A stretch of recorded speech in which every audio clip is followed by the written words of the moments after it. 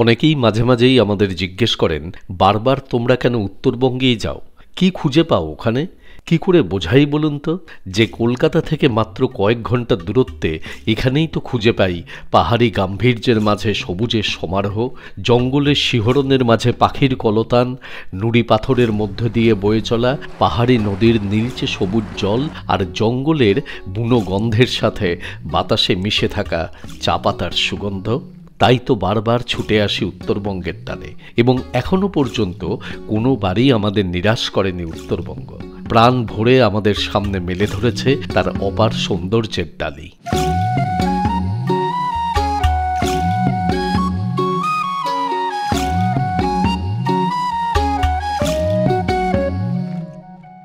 Dooars tour আমাদের কাছে মানে সত্যি একদম মনে রাখার মতো হয়ে থাকে, এবারও তাই।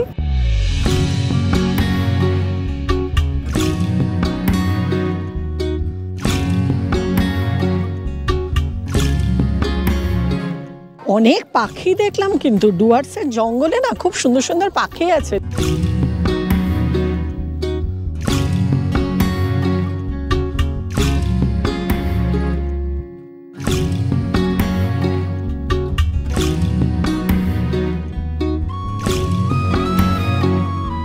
আমাদের এবারের ডুয়ার্সের ভ্রমণও ছিল তেমনই বৈচিত্র্যে ভরা।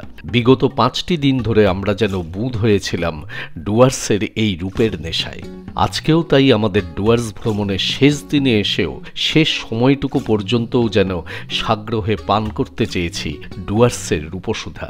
আজ শেষ দিনেও তাই ছুটে গেছি বক্সার জঙ্গলে জঙ্গল সাফারিতে, জয়ন্তীর বুক চিরে মহাকাল দর্শনে, এবং তারপর কোচবিহারের দিকে। আর এই সব কিছু নিয়েই আজ আমাদের ডুয়ার্স ভ্রমণের শেষ পর্ব।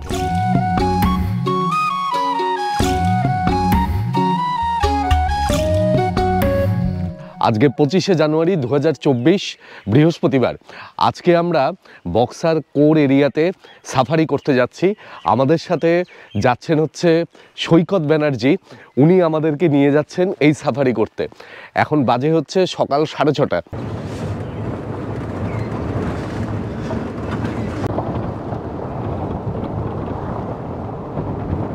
আজকে আবার জঙ্গলে যাচ্ছি, দেখা যাক কি দেখা যায়। আর গতকাল যে আমরা 150 টাকা করে টিকিট কেটেছিলাম আর তার সাথে 480 টাকা গাড়ির ভাড়া দিয়েছিলাম, ওটা কিন্তু 24 ঘন্টার জন্য। আজকে আবার আমাকে নতুন করে ওই 480 টাকা গাড়ি ভাড়া এবং 150 টাকা করে পার হেড যে চার্জ, সেটা আমাকে দিতে হলো। অর্থাৎ 780 টাকা। আপনি এখানে যদি 2 দিন থাকেন তাহলে 2 দিনই লাগবে।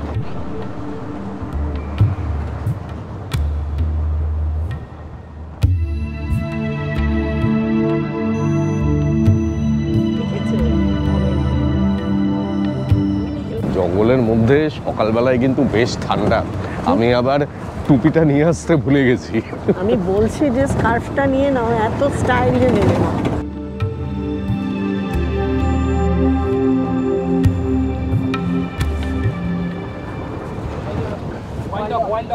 Wild dog.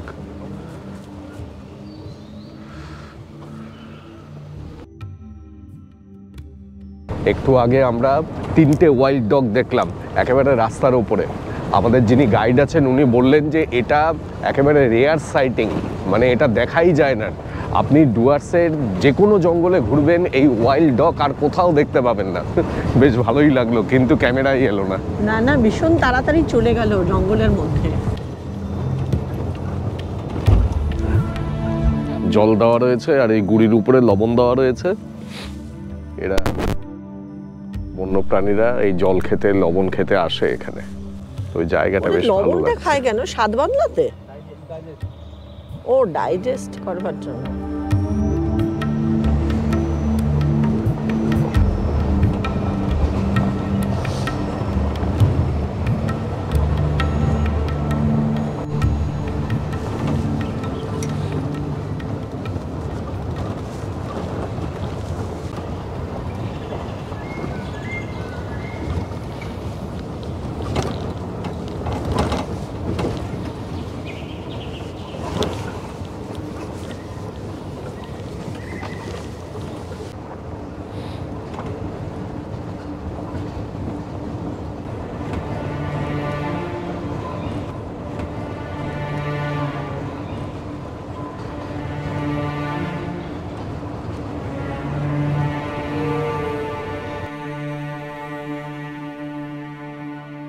চারিদিকে ঘন জঙ্গল আর মাঝখান দিয়ে বয়ে গেছে বালা নদী। আমরা এখন এই জঙ্গলের মধ্যেই একটা জায়গাতে নেমেছি। প্রচন্ড ঘন জঙ্গল না, দেখতে পাওয়া মুশকিল।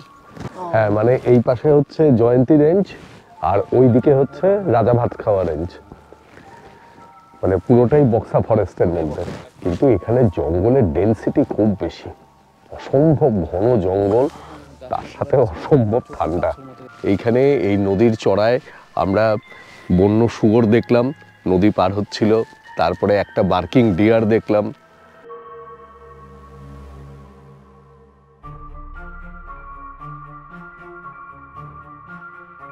আর এইখানে আপনারা যদি এই জয়ন্তী ফরেস্টে এসে, এই বক্সার ফরেস্টে আপনারা যদি সাফারি করতে চান, আপনারা এখানে যে হোমস্টেতে থাকবেন সেই হোমস্টেকে কিন্তু বলতে হবে আপনাদের আগের থেকে গাড়ি বুকিংয়ের জন্য, কেননা এখানে সাফারির জন্য মাত্র 5টি গাড়ি আছে। কাজেই এখানে আপনি এসে যে সাফারি করতে পারবেন তা না, আর অনলাইনে কোনো বুকিং হয় না। যে হোমস্টেতে আপনি থাকবেন তাদেরকে বলবেন, তারা আগের থেকে ব্যবস্থা করে রাখবে। আমরা যেরকম যে সংস্থার সাথে এসেছি তারাই আমাদের সাফারির গাড়ির বুকিংয়ের ব্যবস্থা করে দিয়েছে। আর এই সাফারির জন্য চার্জ লাগে 1750 টাকা। এক একটা জিপে মোট 6 জন করে সাফারি করতে পারে। সেই 6 জনের জন্য 1750 টাকা। আমরা যেমন 2 জন করছি, 2 জনের জন্য 1750 টাকা।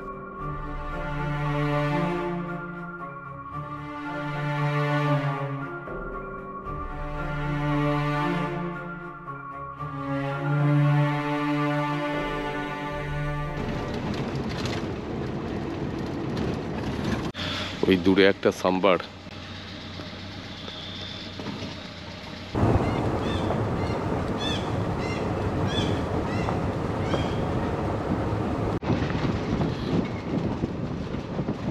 ইনি হচ্ছেন আমাদের গাইড। কোথায় গেলেন? আসুন, ইনি হচ্ছেন আমাদের গাইড, ওনার নাম হচ্ছে অরুণ। তাই তো? আমাদের এই জয়ন্তী অঞ্চল সম্পর্কে শুধুমাত্র জঙ্গল দেখাই তো নয়, এই জঙ্গল সম্পর্কে, জয়ন্তী অঞ্চল সম্পর্কে, বিভিন্ন বিষয় সম্পর্কে এত সুন্দর উনি বিশ্লেষণ করছিলেন, এত সুন্দর বলছিলেন, খুব মানে ভালো লাগছিল।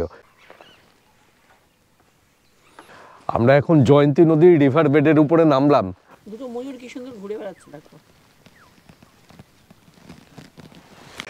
এই হচ্ছে জয়ন্তী নদীর রিভার বেড। এই রিভার বেডটা বর্ষাকালে আপনি প্রচুর জল দেখতে পারবেন, আর তাছাড়া অন্যান্য সময় এগুলো সব শুকিয়ে যায়।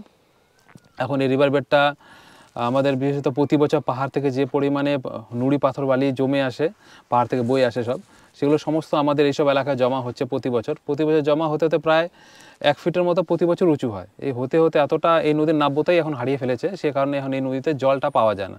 ধীরে ধীরে সমস্ত ফরেস্ট নষ্ট হয়ে আমাদের অনেকটা এরিয়ায় নদী গ্রাস করে নিয়েছে। আমার নাম হলো সৈকত ব্যানার্জি। আপনারা যদি জয়ন্তীতে এসে যদি কোনো সাফারি যদি করতে চান তাহলে আমার সাথেও যোগাযোগ করতে পারেন। আমার নাম্বার হলো 7384505629। আমার কন্ট্যাক্ট নাম্বার হলো 8972951170। 2 ঘন্টা সাফারিতে আপনারা দেখছেন যে আপনারা ওয়াইল্ড ডগ পেলেন, ওয়াইল্ড বোর পেলেন, হরিণ পেলেন, সাম্বার ডিয়ার পেলেন। জঙ্গলে এর চেয়ে বেশি যখন সময়টা দিবেন তখন আপনারা এর চেয়েও বেশি জন্তু জানোয়ার দেখতে পারবেন।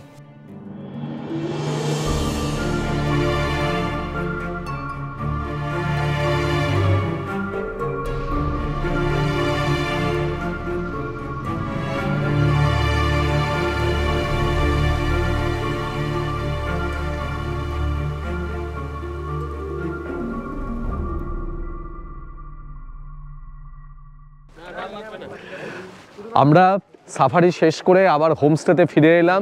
এই হোমস্টে থেকেই সাফারি গাড়ি আমাদের পিক আপ করেছিল, আবার এখানেই ড্রপ করলো। এখন ঘড়িতে সময় 8টা, আর আমরা এখন ব্রেকফাস্ট করব। ব্রেকফাস্ট করে নিয়ে তারপরে এই 10টা নাগাদ আমরা আবার যাব ছোট মহাকালের উদ্দেশ্যে। ভালোই ঘুরলাম সাফারি, ভালো হলো সাফারিটা। আর এই জঙ্গলটা তো অনেক বড়, এই জন্য যা দেখেছি আমার মনে হয় অনেক বেশি। সাফারি করে এসেই আমরা ব্রেকফাস্ট পেয়ে গেলাম। ব্রেকফাস্টে এখানে দেওয়া হয়েছে লুচি, তরকারি আর তার সাথে ডিম। এখন সকাল 10টা। এখন এই সাফারির জিপে করে আমরা যাচ্ছি মহাকাল দর্শন করতে।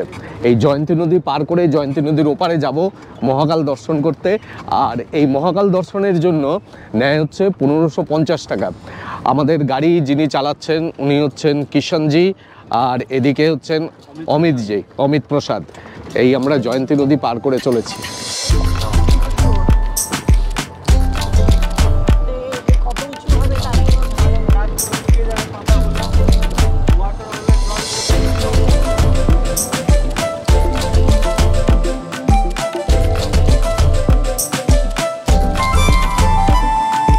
এই নদীর উপর দিয়ে জিপে করে যাওয়ার এক্সপিরিয়েন্সটা কিন্তু দারুণ। এই নদীতে যখন বর্ষাকালে জল থাকে সেই সময় 3 মাস এই মহাকাল দর্শনের জন্য নদীর উপর দিয়ে যাতায়াত বন্ধ থাকে।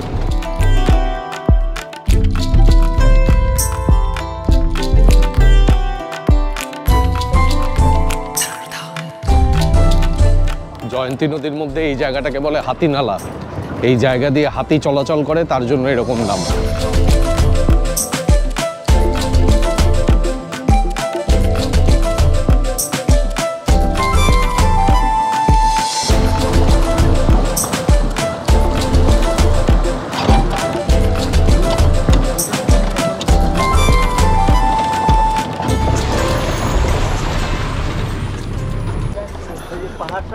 হ্যাঁ, এই জায়গাটাকে বলে হাওদা নালা। এক সময় নাকি এই পর্যন্ত ট্রেন আসতো। এই জায়গাটায় দেখুন চওড়াটা অনেক কম, দুপাশে পাহাড় এবং তার মাঝখান থেকে জয়ন্তী নদী এইখানে পাহাড় থেকে সমভূমিতে নামছে।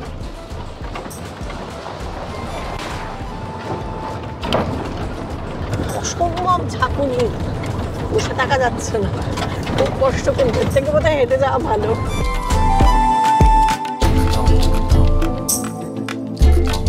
আর এই স্থানীয় লোকজন সবাই হেঁটে হেঁটে চলেছে মহাকাল মন্দিরে পুজো দেওয়ার জন্য। মানে এই যে নদীটা দেখা যাচ্ছে, নদীর ওপারটা পড়ছে পুরো ভুটান। মানে এই যে নদীর মাঝখানের যে নিচু জায়গাটা, এটা হচ্ছে বর্ডার। ওপারটা হচ্ছে ভুটান, এই পারটা হচ্ছে ইন্ডিয়া। জিপ আপনাকে এই মন্দির থেকে, মানে ছোট মহাকাল মন্দির থেকে প্রায় 100 মিটার দূরত্বে এসে নামিয়ে দেবে। এই 100 মিটার পথ আপনাকে হেঁটে যেতে হবে। আর এই পথে আপনি এই জয়ন্তী নদীকে অতিক্রম করবেন। এই জয়ন্তী নদীর উপর পারাপারের জন্য একটা কাঠের ব্রিজ করা রয়েছে, একটা অস্থায়ী ব্রিজ।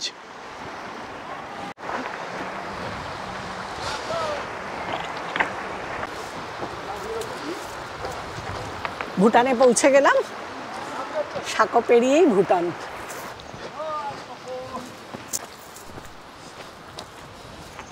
এইবার আমরা এই পথ দিয়ে যাব হচ্ছে ছোট মহাকাল মন্দিরে।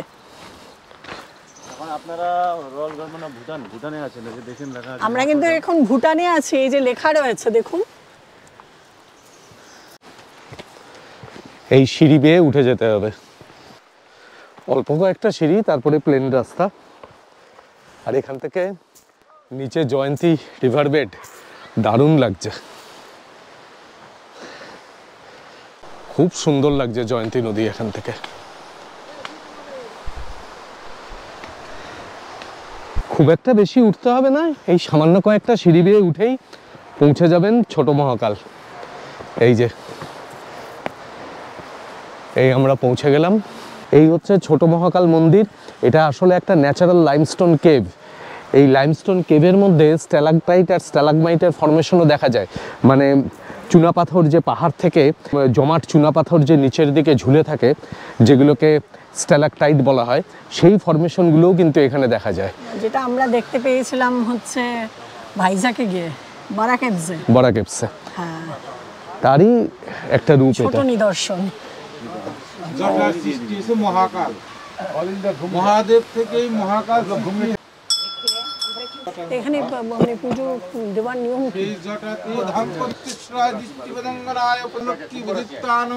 আশীর্বাদ ফুটাভ্যে নমো। ওং শান্তি, ওং শান্তি।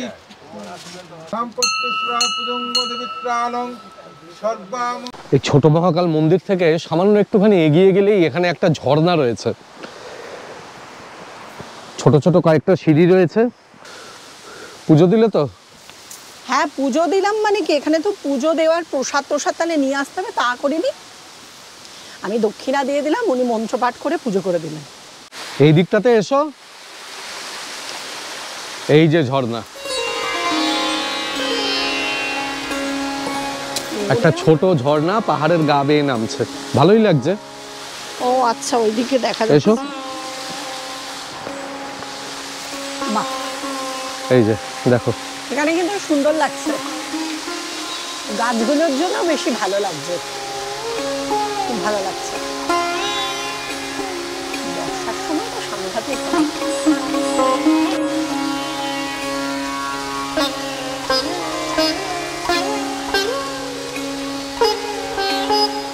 এই মহাকাল মন্দিরে শিবরাত্রির সময় অসম্ভব ভিড় হয়। সেই সময় এখানে আসাই যায় না, মানে এত দূর পর্যন্ত গাড়ি নিয়ে আসাই যায় না। আর যেখানে বড় মহাকাল মন্দির রয়েছে সেইখানে সতীর বাম জঙ্ঘা পড়েছিল বলে মনে করা হয়, এবং এটা নাকি একটি সতীপীঠ, এটা এখানকার অনেক মানুষ বললেন। এই ছোট সাঁকোটা পেরিয়ে এই যে রাস্তাটা চলে গেছে, এই রাস্তাটা গেছে বড় মহাকালের দিকে। ওই পাহাড়ের মাথায় ওইখানে বড় মহাকালের মন্দির। এখান থেকে প্রায় 3 কিলোমিটার মতন দূরত্ব।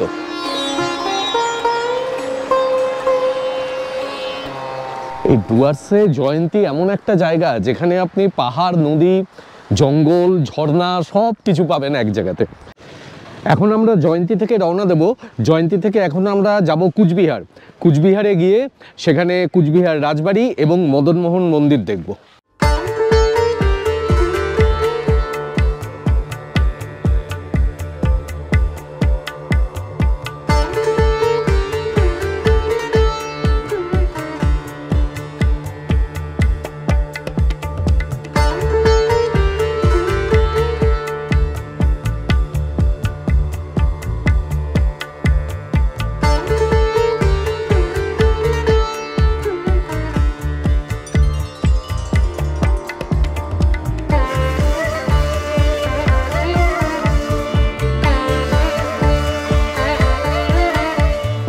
1530 সালে কোচ জাতির এক প্রভাবশালী পুরুষ বিশ্বসিংহ স্থাপন করেন কোচ বংশ, এবং এই কোচ বংশ তার পুত্র নরনারায়ণের হাত ধরে এক বিশাল বিস্তৃতি পায় এবং কোচ রাজবংশের সূচনা হয়।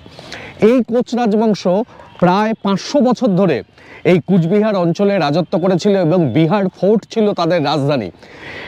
এরও পরবর্তীকালে প্রায় 1769 খ্রিস্টাব্দে যখন ভুটান রাজ এই বংশেরই রাজা ধৈর্যেন্দ্র নারায়ণকে সীমান্ত সংক্রান্ত সমস্যা নিয়ে বন্দি করেন, তার পরবর্তীকালে 1772 খ্রিস্টাব্দে ওয়ারেন হেস্টিংসের মধ্যস্থতায় এই ধৈর্যেন্দ্র নারায়ণ তিনি ভুটান রাজার হাত থেকে মুক্তি পান, এবং তার ঠিক পরবর্তী বছর অর্থাৎ 1773 সালে ইংরেজরা যেহেতু কোচ রাজাকে তারা ভুটান রাজাদের হাত থেকে মুক্তি দিয়েছেন, সেই কারণে এই তাদের রাজবংশের একটা বিরাট অংশ, মানে তাদের রাজত্বের একটা বিরাট অংশ ইংরেজরা অধিগ্রহণ করে, এবং তারপরে সেইভাবেই এই রাজবংশ চলতে থাকে।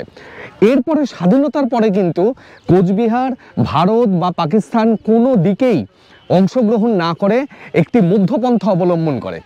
কিন্তু 1949 খ্রিস্টাব্দে যখন ইনস্ট্রুমেন্ট অফ এসেক্স এই আইনের আওতায় এই কোচবিহার রাজ্য ভারতের অন্তর্ভুক্ত হয়, এবং তারপরে 1950 সালে পশ্চিমবঙ্গ রাজ্যের সাথে কোচবিহারকে যুক্ত করা হয়। আমরা এখন এসেছি কোচবিহারের রাজবাড়ির সামনে। এই রাজবাড়িটির নাম হলো ভিক্টর জুবিলি প্যালেস।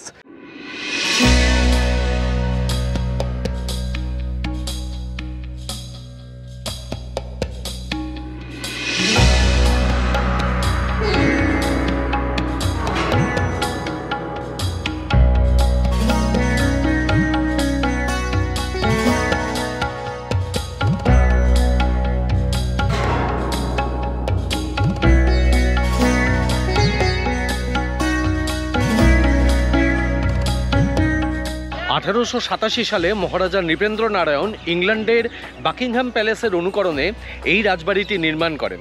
এই রাজবাড়িটি আগে ছিল 3টি তলা বিশিষ্ট, কিন্তু 1887 সালে রাজবাড়িটি নির্মিত হলেও 1897 সালে আসামে যে প্রবল ভূমিকম্প হয়, সেই ভূমিকম্পের প্রভাবে এই রাজবাড়ির ওপরের তলাটি ক্ষতিগ্রস্ত হয়, এবং এই রাজবাড়ির ভেতরে একটি মিউজিয়াম রয়েছে।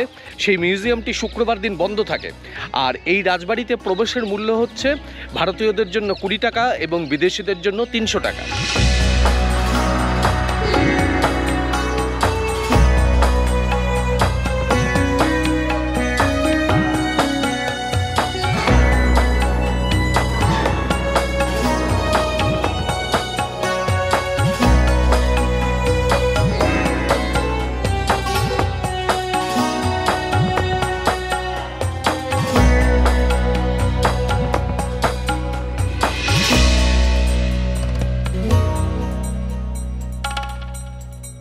এই কোচবিহার রাজ্য প্রাচীন কামরূপ রাজবংশের একটি অংশ। এই কোচ জাতির অন্যতম নেতা বিশ্বসিংহ তিনি 1522 খ্রিস্টাব্দে এই অঞ্চলটিকে তিনি হিন্দু রাজ্য হিসেবে ঘোষণা করেন এবং তিনি কোচ রাজবংশের স্থাপন করেন এবং এই বংশের সর্বশেষ রাজা জগদ্দীপেন্দ্র নারায়ণ সিংহ এবং তারই রাজত্বকালে এই কোচবিহার পশ্চিমবঙ্গ রাজ্যের সাথে অন্তর্ভুক্ত হয়। কোচবিহার রাজবাড়ির সংগ্রহালয় সকাল 10টা থেকে বিকেল 5টা পর্যন্ত খোলা থাকে।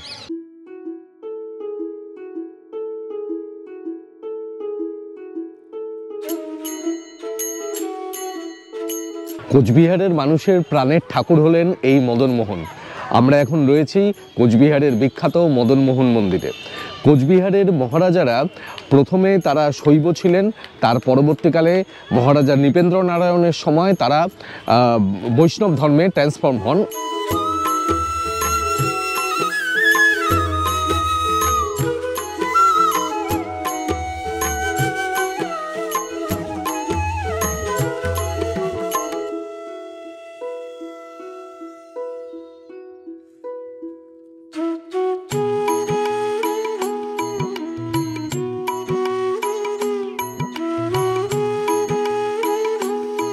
(1889) সালে কোচবিহারের মহারাজা নৃপেন্দ্র নারায়ণ তিনি এই মন্দিরটি নির্মাণ করেন এবং 1890 সালে কোচবিহারের মহারানী নিশিময়ী দেবী তিনি এই মন্দিরে মদনমোহনের বিগ্রহের প্রাণ প্রতিষ্ঠা করেন। এই মন্দিরটিকে কেন্দ্র করে কোচবিহারের মানুষের আবেগ, কোচবিহারের মানুষের বিভিন্ন অনুষ্ঠান ইত্যাদি বিভিন্ন কিছুর সূচনা এই মন্দিরটি থেকে হয়ে থাকে। এই মদনমোহন মন্দির কোচবিহারের একটি অন্যতম দর্শনীয় স্থান। মদনমোহন মন্দিরের সামনেই যে দিঘিটি রয়েছে এই দিঘিটির নাম হচ্ছে বৈরাগী দিঘি। এই মদনমোহন মন্দিরকে কেন্দ্র করে প্রতি বছর কোচবিহারের বিখ্যাত রাসমেলা অনুষ্ঠিত হয়। প্রচুর মানুষের সমাগম হয় সেই অনুষ্ঠানে। এটা কোচবিহারের একটা বিখ্যাত উৎসব। নিউমাল জংশন থেকে আমরা আমাদের ডুয়ার্স ভ্রমণ শুরু করেছিলাম, যা শেষ হলো এই নিউ কোচবিহার স্টেশনে এসে। আমাদের এই ডুয়ার্স ট্রিপ অসম্ভব সুন্দর হয়েছে। মানে এই কটা দিন আমরা যে কি অপরিসীম আনন্দের মধ্যে ছিলাম বলে বোঝানোর নয়। দারুণ সুন্দর আমরা ডুয়ার্স ঘুরেছি এবং এই সম্পূর্ণ সিরিজ আপনাদের কেমন লাগলো সেটা কিন্তু অতি অবশ্যই কমেন্ট বক্সে কমেন্ট করে জানাবেন। ভালো লাগলে চ্যানেলটিকে সাবস্ক্রাইব করবেন এবং অবশ্যই সঙ্গে থাকবেন। অনেক ধন্যবাদ।